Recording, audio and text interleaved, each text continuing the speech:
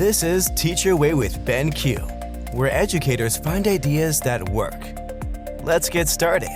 Welcome to another episode of Teach Your Way with BenQ. I'm Katy Chen from your beloved Marcom team, and joining us today is our amazing customer success specialist, Crystal Yao. Hi, Katy. Thanks for having me today. Yay, awesome. I'm excited to be here. Our goal today is to share the brilliant tools that you already have that befit a neurodiverse classroom. For this episode, you might want to get in front of your board and follow along, or take mental notes and come back later. Before we dive into today's episode, I just want to say a quick thank you to Crystal. I'm so glad you brought up this topic because even though I love the ideas of inclusivity and accessibility, I'm still so foreign to the concepts and the needs of neurodivergence in classroom environments. So, Crystal, drawing from your experience in the teaching field, can you explain why inclusive design is so important and how have they affected teaching and learning? That's a really great question, Katy. I'm really glad you brought that up. So through my years of teaching, I've really noticed that, all teachers know this, not all of our students think the same.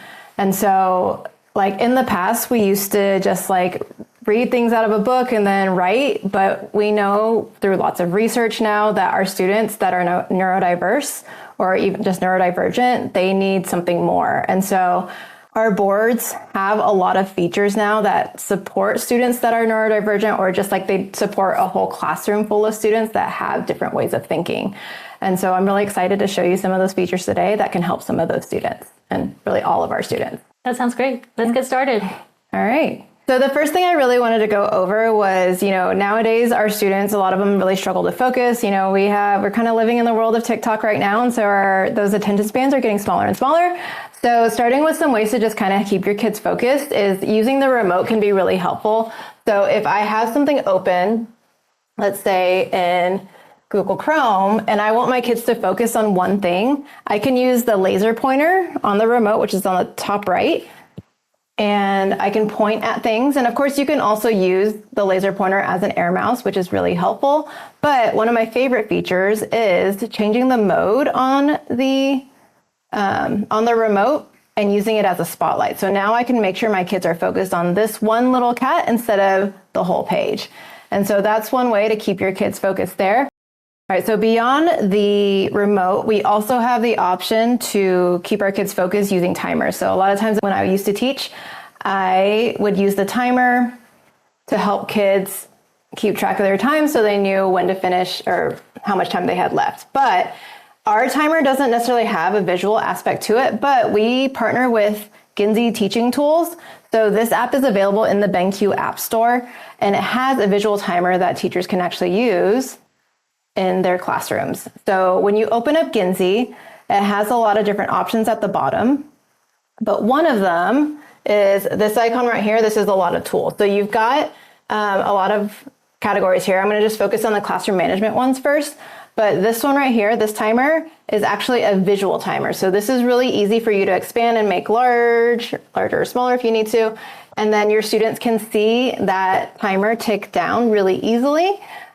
There's also an option to use the hourglass. So the hourglass is another way for your students to visualize how much time they have left. The sand will tick down as the time drops. Within Ginzy, there is an option to actually utilize ruled papers. It'll help them organize things visually, but we also have that within Easy Write.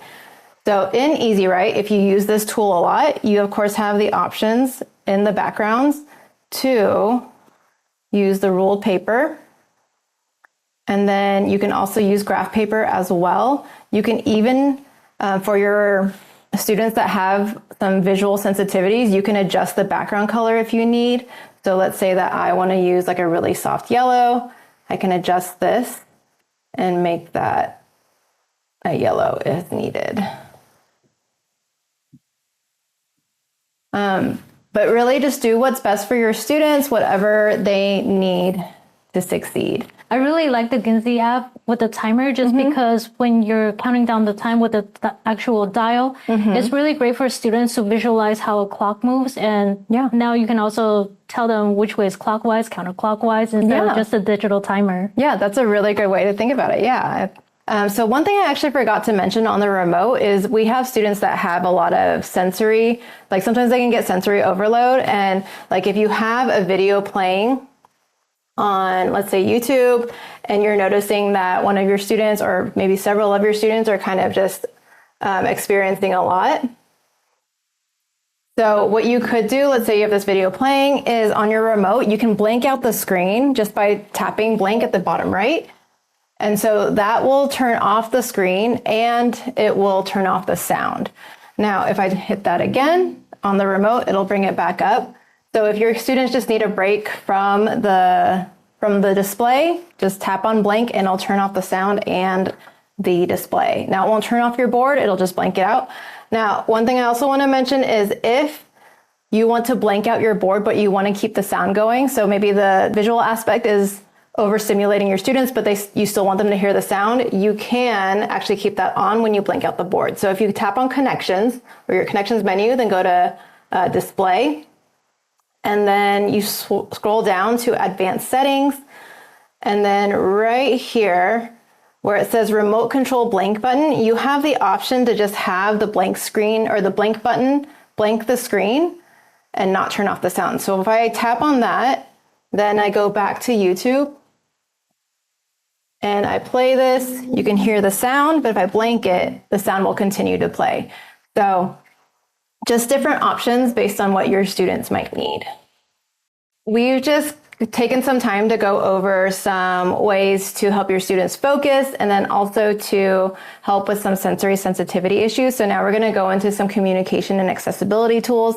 We know that like all of our students, they learn and process and engage differently. We have students that come in and they're not comfortable with social interaction. And so like having them come up to the board is difficult for them. But we also have students that whenever they just try to learn from their seats and they look at the board, sometimes it's really hard for them to process those things. So let's talk about some tools that you can use to help those students. So let's start in Easy Write. So in Easy Write, we've got some of those basic tools where you can, write something on the board.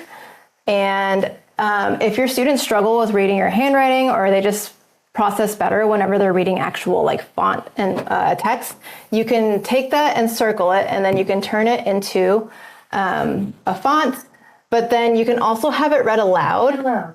So if you have students, like if you turn this into a center and have your students working at the board, if you have a passage or if you have anything in Easy Write that you want read aloud, the student can easily just tap on that button and hear that be read to them. And just so you know, if you tap and hold on it, you're able to actually change the settings. So you can change the pitch of the voice. You can also change the speech rate. So that could be really helpful for your students depending on where they are. And then you can also, if you have any ESL students or second language learners in your classroom, you can translate things. And so I can select a word, hit translate, or then I can also tap and hold on that, and I can choose different languages that I want it to be translated into. You can just download different packages if you'd like, but that's just one way that you can make reading a little more accessible for your students. Okay, so another way that you can make things accessible for your students is by using your dot cam and using our OCR or optical character recognition feature within Easy Write. So right now I have a dot cam that's plugged into the board, and I'm actually going to pull in the feed for the dot cam right here. So I'm going to use my import tool here, and then I'm going to go ahead and tap on webcam, which is going to pull that in. And so we're going to use part of our podcast notes for this. I'm going to tap on this little icon right here, which is going to take a picture and bring it into Easy Write. And so now I can tap on the little T that appears. And so it's going to pull all of my text that was in that image. And now I can manipulate this. My students can easily listen to that text read aloud. They can also translate it if we need to. So if I want that in Spanish, I can have that there. I can even manipulate what I want the font to be. If it's easier for my students to read this, I can. It's going to really make things accessible for your students much more easily. And you don't have to have things digitally in order for you to do this. You can easily just pull in things using a dot cam. Yeah. Thank you. That's a really cool feature. All right, so we're going to move on to our next topic, which is something that's so important in every single classroom, and that's creating a welcoming environment for your students. So we know that our students come from all these different backgrounds, and we want to make sure that they feel welcome and loved in the classroom. So One way to do that is for your students that are they have a lot of social anxiety, and presenting things is really difficult for them. You can use the cloud whiteboarding tool in EasyWrite to make things easier for them. So in cloud whiteboarding, in EasyWrite, if you tap on this, you can click like Start Cloud Whiteboard. If you have a Google Classroom, you can click on Start Google Classroom and post that directly to Google Classroom. But then when you do this, your students are actually able to join your whiteboard session from their seat. And so they just have to go to the link, or they can scan the QR code to make it really easy. And so whatever I do up here, they'll see on their screen, but then I can also, when I come here, their names will populate over here, and I can actually toggle on the little pencil symbol for them. And so they can actually show the rest of the class what they're thinking from the safety of their seat. They don't have to get up in front of the class and present anything. It's going to be right there in front of them, which is going to alleviate a lot of that social anxiety. And so cloud whiteboarding, again, can be really helpful for those students. But another way that you can help alleviate some of that stress for your students is by using InstaShare too. So if your students have the ability to, I highly recommend you do this whenever they need to share something out. You can open up InstaShare and you can actually have them join from their computers, and you'll be able to see all their devices here, and you can manage who gets to share and who doesn't, just all within the host controls. And so this makes it really easy for your students to show everything that they know, but without having to get in front of the classroom, they can just do that from their seat. Also with InstaShare too, something that I wanted to mention is that you can have up to 32 devices connected at a time, and you can have up to 9 devices showing at a time as well. So that could be really great for having multiple students share what they're thinking and what they're learning at the same time. Now, something else that's really helpful for the learning environment, especially when you have a lot of very curious minds and a lot of different brains or a lot of different ways of thinking in your classroom, is using our AI lasso search. So let's say that you're doing a little lesson on cats. Within the floating tool, we have this little AI button, and you've got a little lasso tool right here on the left. So when you tap on that, you're actually able to circle an object, and that will bring up our AI search. So it says that this is an image of a ginger cat resting on a wooden floor with its eyes closed, seemingly relaxed or content. And so it also gives us some concepts and emotions for that. But if you have students that are really curious and they want to ask a lot of different questions, something that your students should know about you is that you don't know everything. And so it's really helpful to be able to use the Ask AI feature and actually ask it a question. So it's going to tell me again what that image is, but then once it's done, I can actually tap and ask it a question.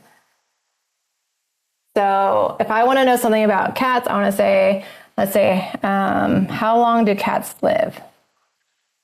All right. Now it says cats typically live between 12 and 16 years, with some reaching into their early 20s. So if there's something you ever don't know, you can always utilize that lasso search and the AI features in order to actually answer your students' questions right there on the fly. But yeah, that could be really helpful for, again, for that inquiry-based learning. Right, because we all know that we have a million questions, and not just the kids. Yeah, exactly. Thank you so much for joining us today. I hope you learned some features from our BenQ boards that could help support your neurodiverse classrooms. We know, again, that your students are all very different. They all think very differently. So being able to teach in multiple ways and use different tools can be really helpful to all of your students. Thank you for all of that information, Crystal. I believe that inclusivity is a foundation to all of academic, and it's so great that you're sharing all these tools that could level the playing ground for so many students. Now, before we close up, is there anything else that you would like to add to the session?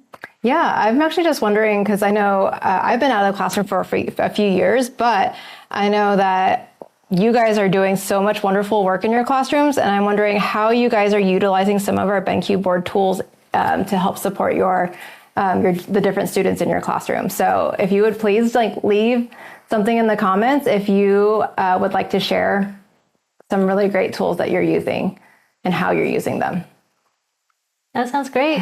If you have any more questions or if you'd like to further the discussion, feel free to contact us through our BenQ resource or even connect with our customer success team. To conclude, I want to say my last thank you to Crystal for joining us today and sharing all these tips and tools on how you can use these for your classrooms. And as always, thank you for being a part of our community, supporting us. Don't forget to like, share, and subscribe to our channel. And you can always find us on our Instagram, YouTube, and LinkedIn pages. We look forward to seeing you in our next episode of Teach Your Way with BenQ with the latest tips and tricks for your boards.